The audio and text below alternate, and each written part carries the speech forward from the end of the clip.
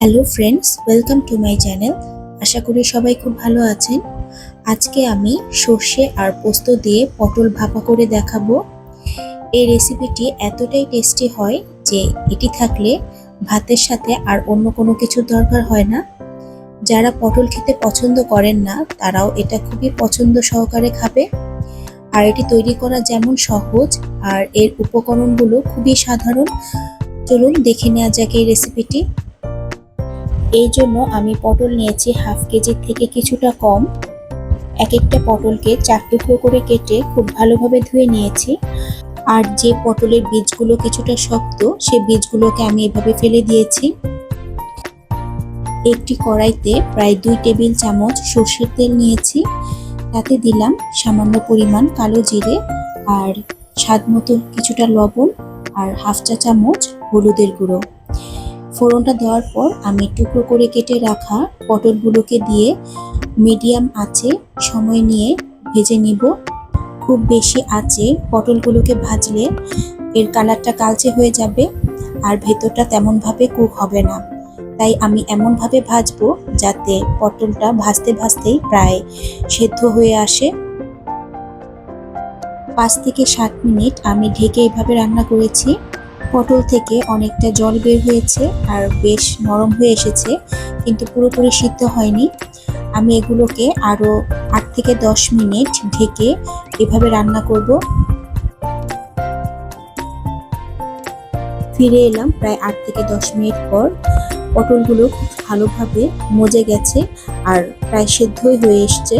এখন আমি চুলোর থেকে এক এক করে পটলগুলোকে উঠিয়ে নিব।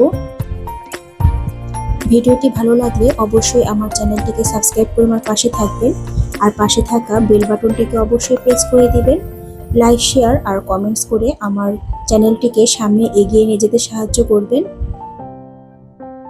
ভেজে নেওয়া পটলগুলোকে এক এক করে উঠিয়ে নিলাম আর এটাকে খুব ভালোভাবে আমি ঠান্ডা করে নিব। এখন ভেজে নেওয়া পটলের মধ্যে আমি কিছু মশলা যোগ করব। এতে আছে প্রায় 2 টেবিল চামচের মতো সর্ষে বাটা। আমি সর্ষে বাটাটাকে কিছুটা লবণ আর 3-4টা কাঁচামরিচ দিয়ে ভালোভাবে বেটে নিয়েছি। আর দিব 2 চা চামচের মতো পোস্ত বাটা। পোস্ত দানাও খুব ভালোভাবে আমি মিহি করে বেটে নিয়েছি। দিব 1 টেবিল চামচের মতো মিষ্টি দই। এক্ষেত্রে আপনারা টক দই দিতে পারেন, সেক্ষেত্রে কিছুটা চিনি দিতে হবে। আর দিচ্ছি হাফ চা চামচ হলুদের গুঁড়ো, 1 চা চামচ লাল মরিচের গুঁড়ো আর সামান্য পরিমাণ লবণ, যেহেতু ভাজার সময় আমরা লবণ দিয়েছিলাম। আর দিচ্ছি কিছুটা ধনেপাতা কুচি। সব উপকরণ আমি পটলের সাথে খুব ভালোভাবে মেখে নিব। মাখাটা এমন হতে হবে যে মশলাগুলো যেন প্রত্যেকটা পটলের গায়ে খুব ভালোভাবে ঢোকে। সব শেষে দিচ্ছি 2 চা চামচের মতো সর্ষের তেল। সর্ষের তেল দিয়ে আবার ভালো করে আমি পটলটাকে মেখে নিব। মাখতে মাখতেই সর্ষে বাটা, পোস্ত আর সর্ষের তেলের সব মিলিয়ে একটা খুব সুন্দর ঝাঁঝালো গন্ধ পাওয়া যাচ্ছে। এক্ষেত্রে যদি বাসায় নারকেল থাকে তাহলে আপনারা এতে নারকেল কোড়াও দিতে পারেন। এখন আমি একটি বক্সে মেখে নেওয়া পটলগুলোকে খুব সুন্দরভাবে চারদিকে সমান করে ভরে নিব।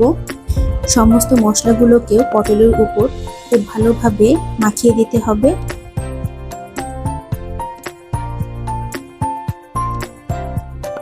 এভাবে সমস্ত পটলগুলোকে বক্সে খুব ভালোভাবে ভরে নিলাম আর মশলা ধোয়া কিছুটা জল আমি উপর থেকে দিয়ে দিলাম যাতে কিছুটা গ্রেভি থাকে।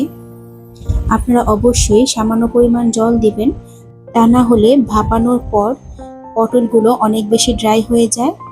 সবশেষে দিয়ে দিলাম চেরা কাঁচামরিচ। কাঁচামরিচগুলোকে খুব সুন্দরভাবে আমি সাজিয়ে দিচ্ছি। এই কাঁচামরিচ থেকে এত সুন্দর একটা ফ্লেভার আসে যা গরম ভাতের সাথে খেতে খুবই ভালো লাগে। বক্সের মুখটা ভালোভাবে বন্ধ করে আমি গরম জলে প্রায় 25 থেকে 30 মিনিট ভালোভাবে ভাপিয়ে নিব।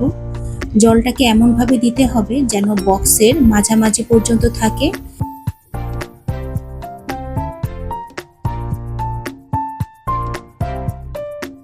ফিরে এলাম প্রায় 25 থেকে 30 মিনিট পর। খুব সাবধানে জল থেকে আমি বক্সটাকে উঠিয়ে নিচ্ছি আর কিছুটা ঠান্ডা করে নিব। 5-7 মিনিট পর বক্সটা কিছুটা ঠান্ডা হলে আমি খুলে নিচ্ছি। খুব সুন্দর একটা গন্ধ পাওয়া যাচ্ছে। আপনারা অবশ্যই এই রেসিপিটি বাসায় ট্রাই করে দেখবেন। গরম ভাতের সাথে অসম্ভব ভালো লাগে। আর এই রেসিপিটি হলে অন্য কোনো কিছুর আর দরকারই হয় না। বাসায় অতিথি আসলেও পটল ভাপার এই রেসিপিটি আপনারা তৈরি করে খাওয়াতে পারেন।